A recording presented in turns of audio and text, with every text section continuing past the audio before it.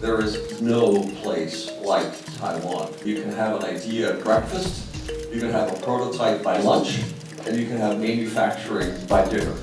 Fundamentally, the biggest limiter for AI isn't capital. In fact, it's power.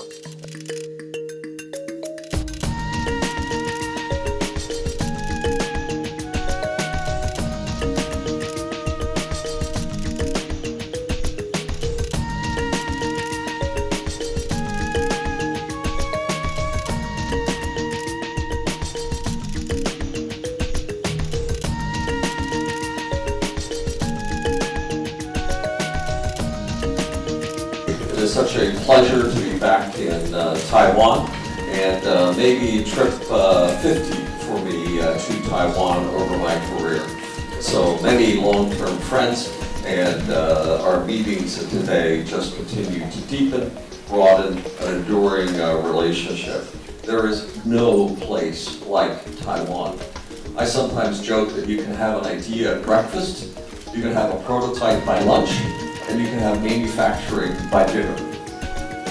There's no place that innovates at the speed of Taiwan. There's no place that there is so much of the ecosystem as present in Taiwan. There is no place that there is so much of the supply chain, the manufacturing.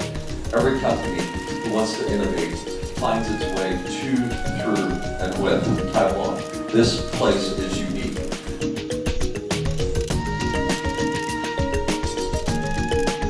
Fundamentally, the biggest limiter for AI isn't capital, right? Lots of people are throwing money at the AI industry. It isn't semiconductor capacity. In fact, it's power. And then part of the excitement of today is some of the companies that we've brought forward today for the first time are exactly attacking that issue.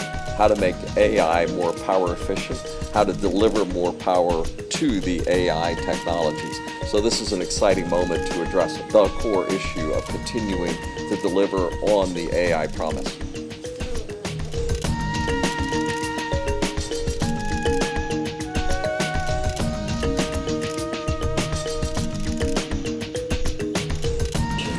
Clearly, the role of semiconductors is not diminishing in the world.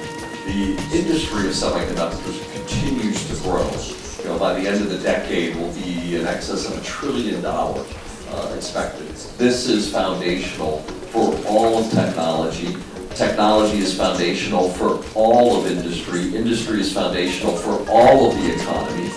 Everything rides on the foundations of semiconductors. And as such, I believe that having more resilience to those supply chains is the best policy.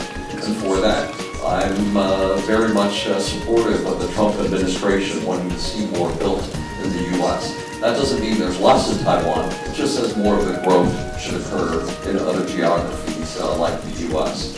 Clearly TSMC is building in the U.S. I encourage them to have more advanced nodes and more R&D in the U.S. because it simply is better policy for the world. It is so important to the future of the world. We need more resilience in the underlying supply chain of the most important technologies, semiconductors. We don't make chips too much here anymore, but we are going to be in a period of a year. We're going to have a big portion of the chip market. But we have to train our people how to make chips because we didn't do it. We used to do it, and then foolishly we lost that business to Taiwan. Very, very foolishly.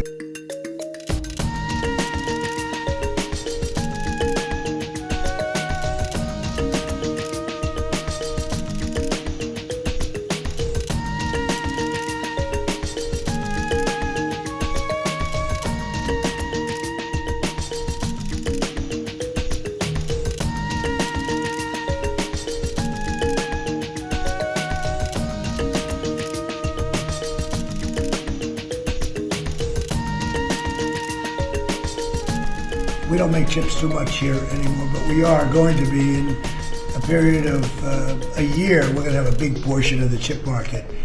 But we have to train our people how to make chips because we didn't do it. We used to do it, and then foolishly we lost that business to Taiwan. Very, very foolishly, because if they had a president that thought like I did, they would not have let that happen. but it's all coming back. I think we're going to have within a few years, we're going, and not because of the CHIPS Act. The CHIPS Act was a disaster for this country. We gave away billions of dollars to other countries and other locations and companies, and all they did was rob our money.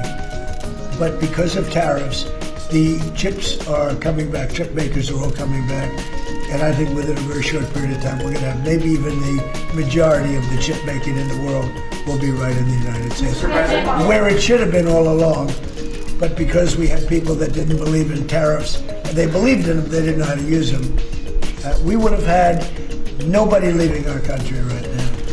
And instead you have almost 100% of the chips are made in Taiwan. It's so disgraceful. The good news is it's all coming back. Yeah, please.